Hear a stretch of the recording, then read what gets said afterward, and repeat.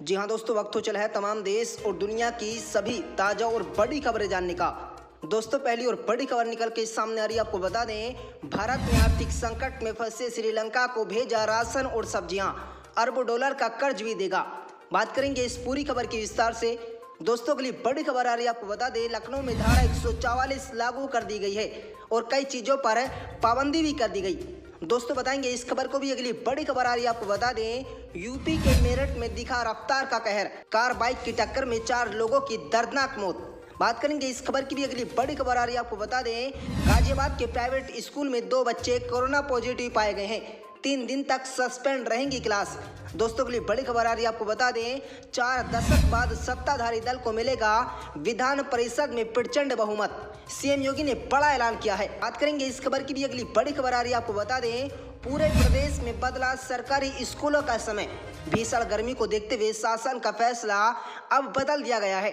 दोस्तों, बात करेंगे इस खबर की भी। अगली बड़ी खबर आ रही है। आपको बता दें, एक्शन में योगी सरकार, रंगदारी मामले में सपा विधायक अभय सिंह पर एफआईआर हो गई है। बात करेंगे इन सभी खबरों की एक एक कर विस्तार से। लेकिन दोस्तों, खबर जानने से पहले लाइक कीजिए इस वीडियो को, चैनल को सब्सक्राइब कर लीजिए और पास में लगे बेल आइकन को दबा लें ताकि देश और दुनिया की सभी बड़ी खबरें आपके पास सबसे पहले पहुंचे।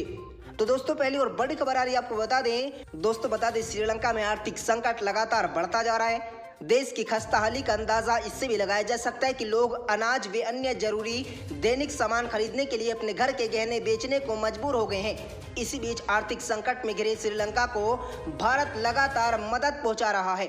दोस्तों, मीडिया रिपोर्ट्स के मुताबिक भारत सरकार की ओर से भेजी गई सब्जियों और राशन की खेप कोलंबो पहुंच गई है। भारत ने अब तक श्रीलंका को 2,70,000 मैट्रिक टन से अधिक ईंधन की आपूर्ति की है। यही नहीं, भारत की ओर से श्रीलंका को 1 अरब डॉलर का कर्ज दिए जाने की घोषणा की है ताकि द्वीपीय देश की डूबती अर्थव्यवस्था को उबराने की मदद मिल सके।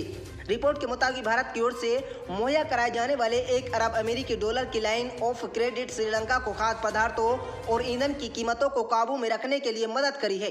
कोलंबो के सबसे बड़ा सराफा बाजार कोलंबो गोल्ड सेंटर के कई कारोबारियों से बताया गया है कि लोगों के दैनिक सामान की खरीद के लिए गहने बेचने पड़ रहे हैं। दोस्तों, बता दें कि पिछले महीने श्रीलंका के राष्ट्रपति गोटबाया राजपक्से ने प्रधानमंत्री मोदी से मुलाकात की थी।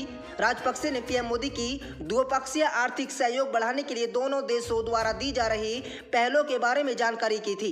राजपक्से ने भारत की ओर से दी जा रही आर्थिक मदद के लिए पीएम मोदी को धन्यवाद भी दिया है। दोस्तों, के लिए बड़ी खबर आ रही है। आपको बता दें, लखनऊ में धारा 144 लागू कर दी गई है और कई चीजों पर पाबंदी भी कर दी गई। बता दें, उत्तर प्रदेश की राजधानी लखनऊ में 9 अप्रैल से 10 मई तक धारा 144 लागू कर दी गई। आने वाले त्योहारों और जयंतियों को देखते हुए शासन ने ये कदम उठाया है। बता दें कि रमजान का पर्व जारी है। 14 अप्रैल को अंबेडकर जयंती होगी और गुड फ्राइडे के साथ ईद का त्योहार भी मनाया जाएगा। ऐसे में प्रशासन ने फैसला लिया है कि जिले में धारा 144 लागू की जाए। इसके साथ ही हजरतगंज इलाके में विधानसभा के आसपास ट्रैक्टर, ट्रॉली, घोड़ा गाड़ी और ज्वलनशील पदार्थ का आना पूर्ण रूप से बैन कर दिया गया। ये सभी पाबंदियां 9 अप्रैल से लागू हो गई हैं। 10 मई तक विधानसभा के पास धरना प्रदर्शन भी किया जा सकेगा। ड्रोन से शूटिंग पर प्रतिबंध रहेगा। विधानसभा के साथ सरकारी दफ्तरों के आसपास ड्रोन नहीं दिखेंगे।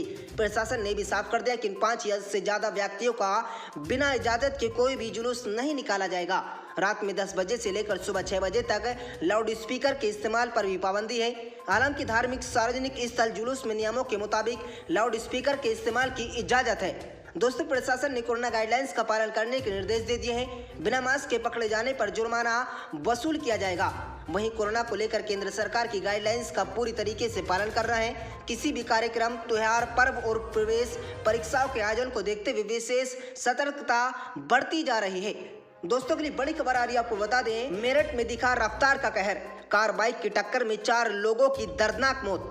बता दें, पश्चिमी उत्तर प्रदेश के मेरठ में एक बार फिर से रफ्तार का कहर देखने को मिला है। कार और बाइक की टक्कर में 4 लोगों की मौत हो गई है। घटना कुराली गांव के पास हुई, जहां कार और बाइक की आपस में भिड़ंत हो गई।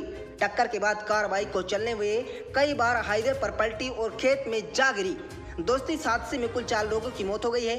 कार सवार देवरानी जेठानी और बाइक सवार मां बेटे की मौत हो गई। सभी मृतक बागपत के हैं। हादसे की जानकारी पर आसपास के लोगों की वहां भीड़ लग गई है। सूचना पर जारी थाना पुलिस मौके पर पहुंच गई है और शवों को उनके कब्जे में ले लिया गया है। दरअसल तेज गति से आ रही क्रेटा कार ने बाइक से जा रहे मां बेटे को टक्कर मार दी। कार की रफ्तार इतनी तेज थी कि उस पर ड्राइवर का नियंत्रण नहीं रहा।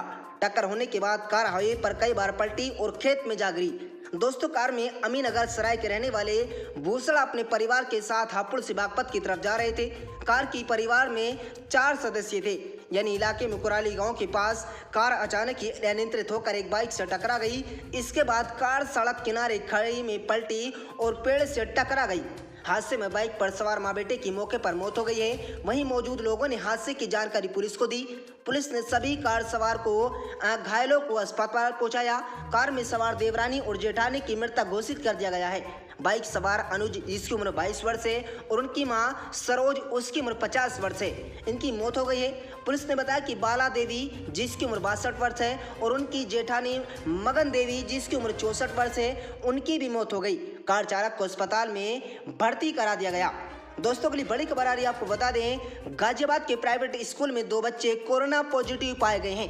3 दिन तक सस्पेंड रहेंगी क्लासें। बता दें, लंबे अरसे के बाद बच्चों के स्कूल खोलने का फैसला रिस्की साबित हुआ है।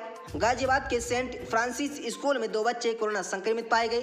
कोरोना केस सामने आने के बाद स्कूल प्रशासन ने सभी क्लास 3 दिन तक के लिए बंद करने का फैसला कर लिया है। इसी दौरान ऑनलाइन क्लास चलती रहेंगी। साथ ही अभिभावकों और बच्चों को कोरोना उचित व्यवहार का सख्ती से पालन करने के लिए कह दिया गया है। स्कूल के प्रिंसिपल रोनी थॉम्स ने बच्चों को कोरोना संक्रमित होने की जानकारी दी है। उन्होंने बताया कि बच्चों में संक्रमित का मामला मिलने के बाद 3 दिन यानी 11 अप्रैल से 13 अप्रैल तक सभी क्लास पहले की तरह ऑनलाइन चलेंगी। ईस्टर की छुट्टियों के बाद स्कूल को फिर से ऑनलाइन क्लास के लिए खोल दिया जाएगा। बता दें कि देश में कोरोना की तीसरी लहर के बीच लगभग सभी सार्वजनिक स्थलों के साथ साथ स्कूलों को भी बंद कर दिया गया। तीसरी लहर खत्म होने के बाद हाल ही में सरकार और प्रशासन ने ज्यादातर राज्यों में लगी पाबंदियों को हटाया और जरूरी गतिविधियों को बहाल किया है। इसके साथ ही स्कूल कॉलेजों को भी खोलने की अनुमति जारी कर दी है। दोस्तों, केंद्र स्वास्थ्य मंत्रालय के आंकड़ों के मुताबिक रविवार 10 अप्रैल 2022 को बीते 24 घंटे में 1054 नए कोविड-19 संक्रमण के मामले सामने आए। देश में कुल कोरोना संक्रमित मरीजों की संख्या बढ़कर 4,30,35,271 हो गई है। इसी दौरान 29 कोरोना संक्रमित मरीजों ने जान गंवा दी है। वहीं 1258 कोरोना संक्रमित मरीज स्वस्थ भी हुए। देश में कोरोना से अब तक 5,21,685 लोगों की मौत हो गई। दोस्तों, देश में रविवार से निजी टीकाकरण केंद्रों पर 18 वर्ष से अधिक आयु के सभी लोगों को कोविड-19 टीकों की एहतियाती खुराक देना शुरू कर दिया गया। जिन लोगों को टीके की दूसरी खुराक 9 महीने पहले लग चुकी है, वे टीकाकरण केंद्रों पर एहतियात खुराक के लिए पात्र होंगे। दोस्तों, अगली बड़ी खबर आ रही है, आपको बता दें, 4 दशक बाद सत्ताधारी दल को मिलेगा विधान परिषद में प्रचंड बहुमत। दोस्तों, बता दें, मुख्यमंत्री योगी आदित्यनाथ ने कहा है कि 4 दशक बाद उत्तर प्रदेश विधान परिषद में सत्ताधारी दल को प्रचंड बहुमत मिलेगा। स्थानीय निकाय पदाधिकारियों क्षेत्रों से विधान परिषद की 36 सीटों के लिए हो रहे चुनाव में 9 सीटों पर भाजपा के प्रत्याशी निर्विरोध निर्वाचित हो गए हैं। शेष 27 सीटों में अधिकांश पर भाजपा की जीत होगी। विधानसभा के साथ विधान परिषद में भी प्रचंड बहुमत होने से सरकार लोक कल्याण के कार्यक्रमों, महिलाओं की सुरक्षा, स्वावलंबन, युवाओं के रोजगार, अन्नदाता, किसानों व श्रमिक के हित के लिए बेहतर काम करने में सक्षम होगी। दोस्तों, शनिवार सुबह गोरखपुर महाराजगंज स्थानीय निकाय पदाधिकारी क्षेत्रों से विधान परिषद सदस्य के चुनाव में बतौर गोरखपुर नगर विधानसभा मतदान करने के बाद मुख्यमंत्री मीडिया कर्मियों से बातचीत कर रहे थे। उन्होंने कहा कि विधानसभा चुनाव में प्रधानमंत्री नरेंद्र मोदी के नेतृत्व में 2017 की भांति 2022 में भाजपा ने 2/3 से अधिक सीटों पर जीत हासिल कर प्रचंड बहुमत की सरकार बनाई। 4 दशक बाद ऐसी स्थिति आएगी जब सत्ताधारी दल विधान परिषद में प्रचंड बहुमत हासिल करेगा। इस चुनाव में जो भी मतदाता है, उनसे अपील है कि लोक कल्याणकारी कार्यक्रमों को आगे बढ़ाने के लिए भाजपा प्रत्याशियों को अपना वोट दे। सीएम योगी ने कहा कि 2017 में विधान परिषद में कठिनाई का सामना करना पड़ता है। नकारात्मकता की भूमिका से समाजवादी पार्टी विकास पे कल्याणकारी कार्यक्रमों को अवरुद्ध करती थी, लेकिन इस चुनाव के बाद हमें विधान परिषद में भी प्रचंड बहुमत हासिल हो जाएगा और लोक कल्याणकारी कार्यक्रम भी विकास के कार्य प्रगति से आगे बढ़ते रहेंगे। दोस्तों, एक सवाल के जवाब में मुख्यमंत्री योगी आदित्यनाथ ने कहा कि प्रदेश में माफियाओं के खिलाफ जीरो टॉलरेंस की नीति जारी रहेगी, लेकिन गरीबों की आसियाने नहीं जुड़ पाएंगे। पहले पेशेवर माफिया अपराधी सत्ता का संरक्षण प्राप्त कर सरकारी, सार्वजनिक, गरीबों व व्यापार की जमीनों पर कब्जा करते थे। इनके खिलाफ एंटी भूमि माफिया टास्क फोर्स का गठन किया गया। अब तक पेशेवर माफियाओं से 2500 करोड़ रुपए की संपत्ति जब्त हो गई है। अधिकारियों को निर्देश दे दिया गया कि किसी भी गरीब की झोपड़ी तक नहीं हटाएंगे।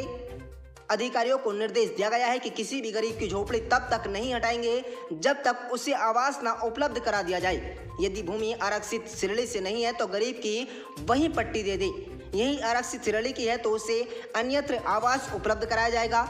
ऐसे ही स्टेट वेंडर के सुव्यवस्थित पुनर्वास विस्थान योजना का लाभ दिलाने के लिए निर्देश दे दिए गए। एंटी भू माफिया की कार्रवाई पेशेवर माफियाओं के लिए है, गरीबों के प्रति नहीं।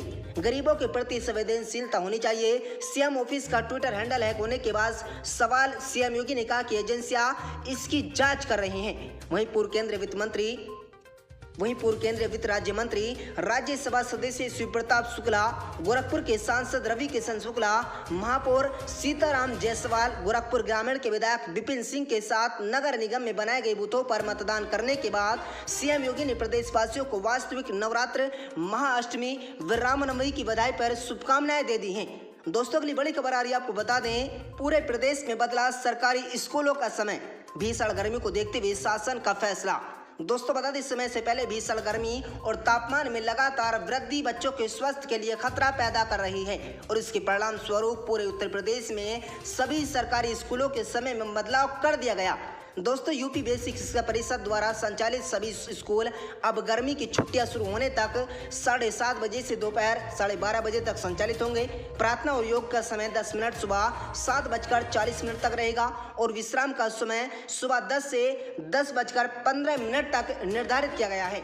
यूपीबीआईसी के सचिव प्रताप सिंह बघेल द्वारा जारी ताजा निर्देश में कहा गया कि प्राथमिकता विद्यालयों कक्षा 1 से 5 तक के लिए न्यूनतम 200 दिन और 800 घंटे का शिक्षण अनिवार्य है, जब उचित प्राथमिकता विद्यालयों कक्षा 6 से 8 तक के लिए 220 दिन और 1000 घंटे अनिवार्य कर दिया गया।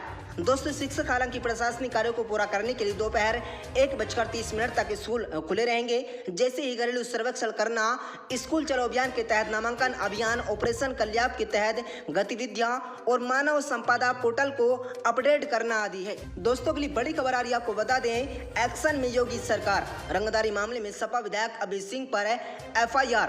बता दें उत्तर प्रदेश की योगी सरकार अपराध के खिलाफ सख्त नजर आ रहे हैं। बाराबंकी जिले में पुलिस ने रेलवे के काम को लेकर रंगदारी मांगने के मामले में गोसाईगंज से सपा विधायक अभय सिंह को और उनके गुर्गों के खिलाफ FIR दर्ज कर ली है।